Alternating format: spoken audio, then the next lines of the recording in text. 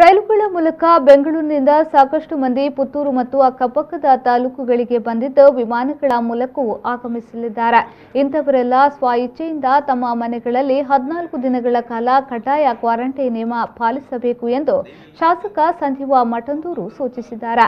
ಈ ಬಗ್ಗೆ ಮಾಧ್ಯಮಕ್ಕೆ ಹೇಳಿಕೆ ನೀಡಿದ ಅವರು, ಅಧಿಕಾರಿಗಳು, ಜನಪ್ರತಿನಿಧಿಗಳು, ಸಂಘ ಸಂಸ್ಥೆಗಳು, ಆರೋಗ್ಯ ಇಲಾಖೆಯ ಸಿಬ್ಬಂದಿಗಳು ಸೇರಿದಂತೆ ಕೊರೋನಾ ಮುಂಚೂಣಿ ಯೋಧರು ಈ ನಿಟ್ಟಿನಲ್ಲಿ ಸಹಕರಿಸಬೇಕು. ಯಾರೆಲ್ಲ ರೈಲು ವಿಮಾನಗಳ ಮೂಲಕ ಬಂದಿದ್ದಾರೋ ಅವರೆಲ್ಲರೂ ಕಡ್ಡಾಯ ಕ್ವಾರಂಟೈನ್ ನಿಯಮ ಪಾಲಿಸುವುದನ್ನು ಖಚಿತಪಡಿಸಲು ಸಹಕರಿಸಬೇಕು.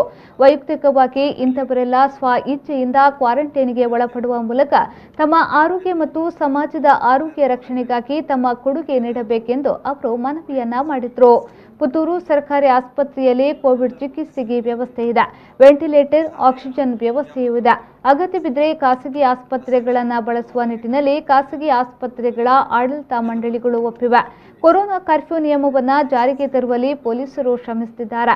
ಶಾಲಾ ಶಿಕ್ಷಕರನ್ನ ಕೂಡ ಕೊರೋನಾ ಕರ್ತವ್ಯದಲ್ಲಿ ಬಳಸಲಾಗುತ್ತಿದೆ ಎಂದು ಶಾಸಕರು ತಿಳಿಸಿದ್ದಾರೆ. ಈಗಾಗಲೇ ಬೇರೆ ಬೇರೆ ಊರಿಂದ, ಬೆಂಗಳೂರು ಇರ್ಬೋದು, ಮೈಸೂರು ಇರ್ಬೋದು, ಬೇರೆ ಬೇರೆ ಪೇಟೆ ಪಟ್ಟಣದಿಂದ ಬರುವಂಥ ಜನ ರೈಲಲ್ಲಿ ಬರ್ತಾ ಇದ್ದಾರೆ.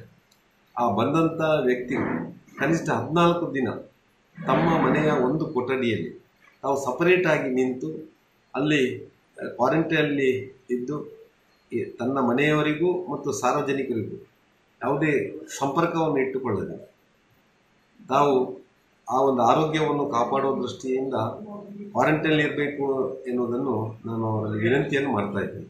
ಅದೇ ರೀತಿಯಲ್ಲಿ ಇವತ್ತು ಯಾರ್ಯಾರು ಕ್ವಾರಂಟೈನ್ ಇದ್ದಾರೋ, ಯಾರ್ಯಾರು ಕೋವಿಡ್ ಪಾಸಿಟಿವ್ ಕೇಸ್ಗಳು ಬಂದಂಥ ವ್ಯಕ್ತಿಗಳಿದ್ದಾರೆ, ಇವರನ್ನೆಲ್ಲ ಗುರುತಿಸಲಿಕೆಯಲ್ಲಿ ನಮ್ಮ ಶಾಲೆಯ ಅಧ್ಯಾಪಕರನ್ನು ನೇಮಕ ಮಾಡಿದೆ ಸರ್ಕಾರ. ಆಶಾ ಕಾರ್ಯಕರ್ತರು, ಆರೋಗ್ಯ ಕಾರ್ಯಕರ್ತರು ಇದ್ದಾರೆ.